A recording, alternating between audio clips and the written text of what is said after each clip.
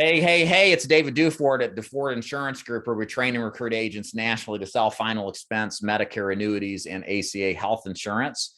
I'm doing a continuing segment here where I do one-on-one consultations with agents across America, whether they're in my agency or not, to help answer their questions or burning questions about whatever they want to talk about insurance sales related. I've got Mr. Marco here on the call. Marco, say hello. Hello. So Marco is going to give us a short introduction about himself and then jump in with his questions, and I'm going to do what I can to help. So Marco, take it away. Yeah, so about me, I just got into the business about 4 months ago. And my previous industry was hotels. So I was a GM for hotels for 11 years, Cool. In the industry for 16 years. And I saw this opportunity. I saw some YouTube videos where like, man, these people are making some good money. And I'm seeing like, there's people that just, they can do it. I can do it, with my skills in hotels. I feel like it can translate into this business. So I thought, let me do it part-time, see how that goes. But then I thought, you know what, if I try that, I'm not going to really experience it. I'm going to try to do it on the weekends, and being in hotels, you got to work, 8-10 hour days. Yeah. Right. So I thought, let me go all in. That's what I did. I went all in, and we had some savings. So I thought, let me give this a shot, see what I can do. And that's where I'm at now. Still trying to figure things out. Gotcha. So what questions you got for me? So the main thing for me is just what I've struggled with is leads. I'm sure that's what a lot of people will say. For sure. And I've heard from you in the past, direct mail is king. And even though I've heard that, I still haven't gone that route because I was afraid to spend that money up front. I was afraid to wait for them to come in. I heard that you get 1% return. So I kept going different directions, digital leads. So I guess for someone that I've spent a good amount of money on leads at this point, and just trying to figure it out, like, what should I do now? That's been my main question is what should I do now? Yeah. If I want to succeed and not give up and not quit. Do I work on my leads now that I've called and have texted and haven't really gotten much responses? Should I door knock? So if I have about 900 to 1,000 leads, what would you do with those leads? So up to this point, you've been doing telesales or face-to-face?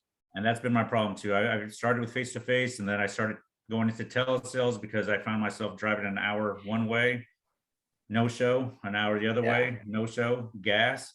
Yeah. So I thought, all right, let me try telesales so I can stop all this and save money on gas. But then, I didn't get the proper telesales training either. I just watch YouTube videos and go from there. Sure. So I sold some policies there, but it wasn't great. Okay. So went back to face-to-face. So right now I'm doing face-to-face because I feel more comfortable. If I'm in front of somebody, I feel a lot more comfortable selling. I feel like my closing rate is about 50% if I'm in front of somebody. But that's been my problem is I can't get in front of people. I've had a hard time getting in front of people. So how many presentations did you do last week? Ballpark. None. Okay. So, well, I'll be honest. I'm now at the point, and I get it. I'm at the point where I'm starting to look for jobs, for W-2 jobs. So I've done some interviews. I've had some phone interviews, some phone presentations. I wouldn't really call them presentations. It's trying to get to the presentation, but yeah. Hung up at that point. Yeah. I didn't have any last week, unfortunately. Sure. Yeah. And the reason I ask you is because what really solves all sales woes is fixing the prospecting problem. This is the most common issue that agents have that come into this business. It's an issue that is promulgated by, deception by the agencies. A lot of the times a lead is a lead is a lead. It is not. There is an absolute difference in quality of leads. For example, there's a big major MLM owner. I watched his video yesterday and he spent 15 minutes ranting and raving about how terrible direct mail was and how it's going to die off. And you should buy our leads that come out of a CRM and these leads that are instantaneous. Some of you know who I'm talking about, but then anybody who actually works them finds out they've been resold, that they're old, and it's a demoralizing process because everybody says, oh, they're great. You just call them and they buy. It's not the case. And they do that because they make money off of selling you leads, and they make a substantial amount of money. I mean, we're talking hundreds of thousands of millions profiting off of your ignorance. And so I say all this because the other side of this too is there's the fear of being in this business to invest money, right? Like that's a lot of money to go into direct mail $45, $50 a lead. It's expensive. Maybe I could do digital leads. And this is a normal process, Marco, that we see agents go through. So you're not alone, because they don't have people saying, hey, trying to preach what I'm preaching here. My advice, bottom line, is if you're going face to face, what I tell my agents that join is you got to do direct mail. Yes, it's scary. Yes, it's expensive. But if you start talking, and this is the thing, talk to top producers, not the recruiters, not me per se. Talk to the actual agents that are out there crushing it and what they're going to tell you, and not a video they put on, actually conversations with them. So I give my agents referrals if they want to talk to agents, see what they're doing, listen to in their own way what they're going to describe. And many of them, not all of them, but a big chunk of them are doing fresh and exclusive direct mail leads, because the quality is a night and day difference. People remember filling it out. If it's fresh, they sent it off a week ago, so they're at like peak level of interest. When you door knock them, you've got leverage. You filled this out. There's your signature. People feel obligated to let you in, and the results are night and day difference. Again, I've seen this time and again. I can't stress it enough. It makes a tremendous difference, and that's what I would tell you: is to bite the bullet. Yeah, it's going to be costly, but it doesn't make this business so damn miserable. Yeah, and that's where I feel like I haven't given myself a full chance, because I haven't worked direct mail leads. The only ones I've worked are age leads. So I've had 2 years, and those are tough. I feel like I'm cold calling those, really. Yeah, that's what they are. Last guy I was talking to doing these videos, he's like, I got these leads and they're dead. I'm like, yeah, that's not a fresh lead, man. That's like made fresh 2 years ago, Or they don't live there anymore. Right.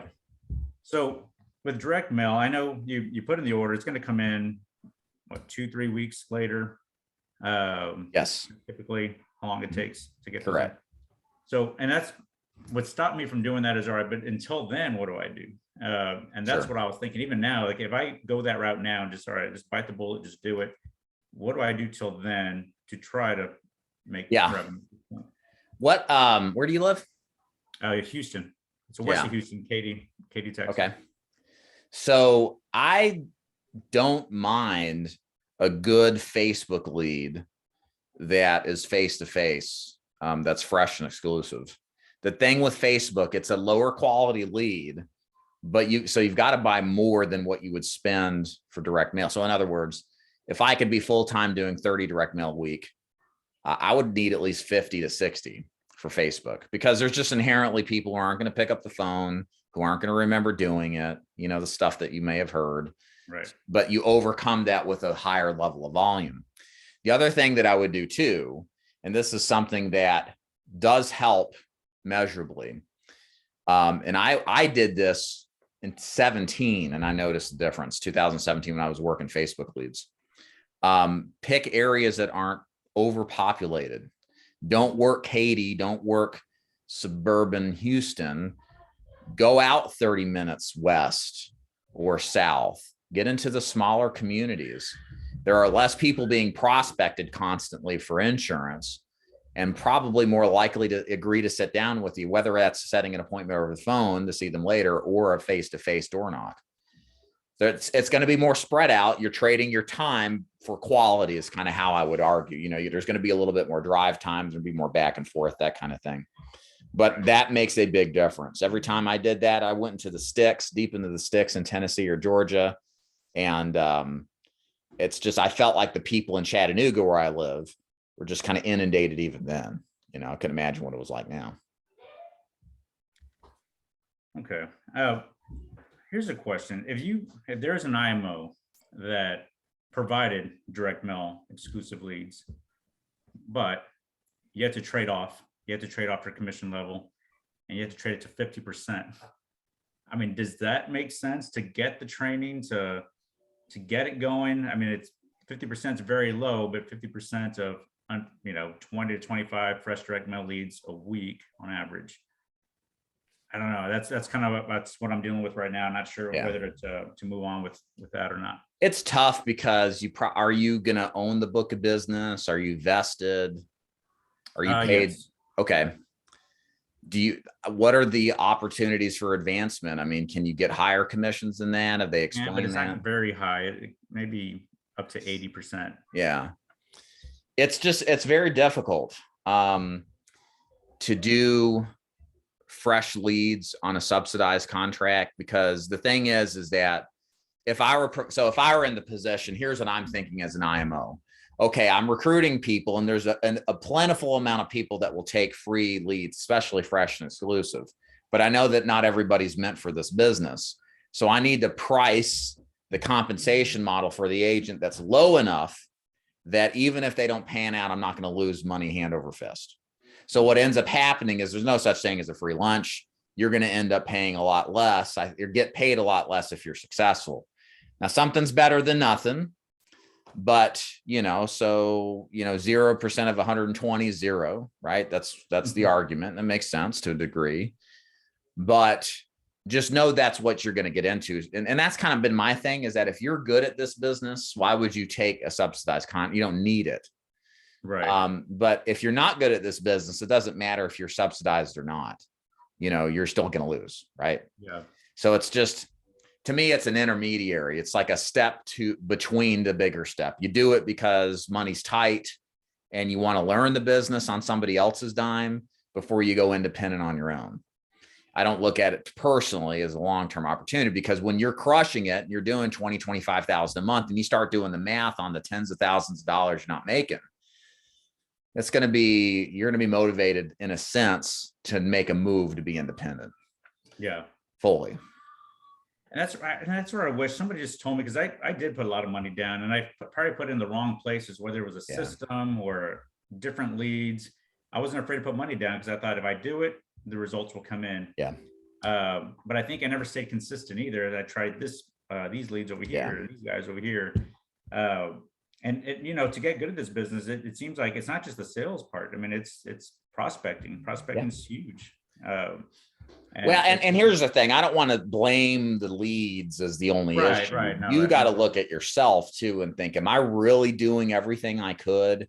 Am I giving 100%, 24/7? Am I recording my prospecting calls? Am I critiquing my presentation? Like, you need to listen to yourself, do the thing you're doing. And there should be opportunities in all agencies for that ability to get critiqued, to find opportunities to improve. And there are, again, I do this weekly with my people, and people will say, hey, I don't know why I'm struggling. Then you listen to their opening call and they're not following the script, or they're pausing too long, or they're asking a premature question and they're losing control. But they wouldn't know this because you don't know what you don't know. You're brand new. You're just figuring this stuff out. And it takes that kind of third party saying, hey, did you see what you just did? That's a mistake. Oh, I didn't even know I was doing that. Bingo. And usually most agents need a couple of things they need to fix, and then it gets better.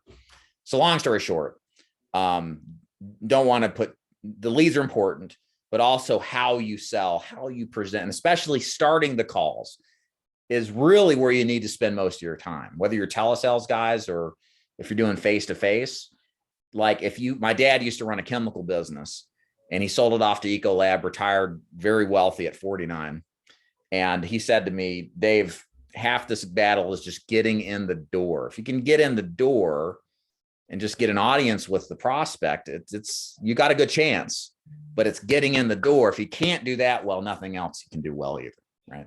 So spend time training. That is imperative. That's what I'm struggling with, just getting in the door, because I feel confident when I'm sitting with them. I feel like I can get you that emotion. I can find that why. I have no problem with any of that. I can gain that rapport, but it's just getting in the door, overcoming that, because I know what they're receiving on the other end. My mom showed me, look at my phone. I got 12 calls within an hour, all about Medicare. That's absolutely what my people are getting, and I'm one of them. So, and that's where I thought, do I do that? Do I go that route, or do I just go door knock? And I know with the gas prices the way they are, I had one idea, and then I actually saw somebody that did this, and they did it well, was to get that data list. So, you find the prospects, you're going to send them 1,000 mailers and you get, 10 back. Well, what about the other 990? Right. And this is where I saw, I think, Dustin Edwards. So he did this, and I actually had that idea a couple of months ago. Or should I just go knock on those doors of those prospects that you would send a mailer out to? and just say something like, hey, we sent a mailer out to you about this final expense information. We didn't get that back, but it's my job to review that information with you. You got a few minutes. Yeah. I mean, I don't train agents to cold call, because what I find is that not having a lead is like lacking leverage. And it's very hard for the average person to go out ice cold and repetitively just do it cold, because it's tough. I wouldn't have been in this business if I had to do this cold, but there are people who do it well. I talked to somebody earlier who does. There's this guy in Georgia who really crushes at doing it.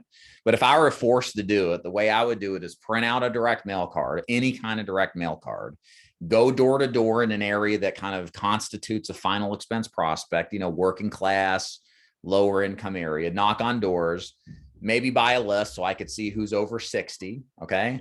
And I'd do exactly that. Knock on door and say, hey, my name is David Duford. I'm here because of this card that we sent you. And I'd point to it and I'd say, you probably have gotten this card a number of times. Most people send it back because they're concerned about taking final expense or taking care of final expenses and not leaving a burden to a loved one.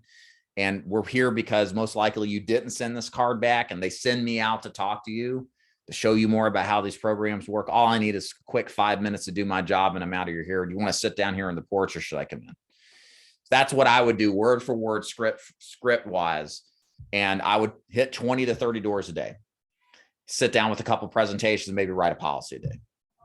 But the business is definitely out there, but it's just a grind. Well, and I know it's all about, and you've said it before, see the people. You got to see the people. And as you can tell, last week I didn't see anybody. So of course, I'm not going to make sales. Yeah. And so that's what I thought, is that maybe I just need to go out and door knock, and at least to say that I saw people. And at some point I'll get in the door. So I'll get better at it because I'm doing it more and more. Right. At least right now. And then once I get more AP and then start buying those leads, because I put a good amount of money to where, like, man, I gotta figure something else out before I start purchasing more and more leads. Or, unfortunately, I might have to leave the business for a little bit. Right. To get more income coming in. And that's okay too. I mean, like, I failed out of the business and I got back into it part-time because I wanted to make sure I had enough money, because I knew that because of my failure in part, as I got away from the fundamentals of the sales process and the leads process too, I got away from the standard direct mail strategy. And it's worth taking the time, if it's necessary, to retool, resave, and kind of go back into this knowing, okay, I know what not to do. Yeah. And when you make mistakes, that checks the box of things you don't do anymore, right? You don't repeat the same mistakes. So now you're only left with what works. Direct mail, fresh, exclusive, and then go all in on that. So if you got to do that and come back into this part-time, nothing wrong with that at all. Okay. Yeah. I just found out, I talked to a lead vendor, and they told me straight up, like, hey, I asked, are these leads shared at all? I was like, yeah, with 2 other agencies. It's not gonna be your agency though. Yeah. Like, well, okay. What a relief. With 2 other people right off the bat. Right. Yeah. No, that's what they do. Some of them are honest about it, but most of them aren't. You're never really told that these are aged leads, or these are resold, or this is the kind of stuff that you've got to deal with, blah, blah, blah, blah, blah. Yeah. And that's what sold me on the business. I thought, hey, these are people that actually just called asking for insurance. Well, I can call them back and easily sell that to them. But it doesn't exactly go that way. Sorry, I got like 10 kids yelling outside of my office. This is the qualms of working at home. Oh, I get in and it. out the door, screaming, throwing balls at each other. So sorry about that,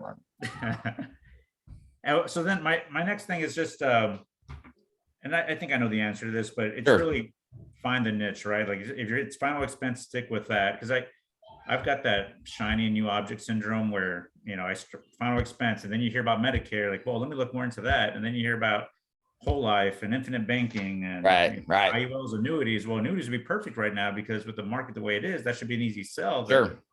So I started looking more into that and focused on that. And it's just, that's kind of what's messed me up a little bit too. It's haven't been able to stay focused somewhere, because I'm seeing everything else, and that might be a good idea. Maybe I should focus on that right now. Sure.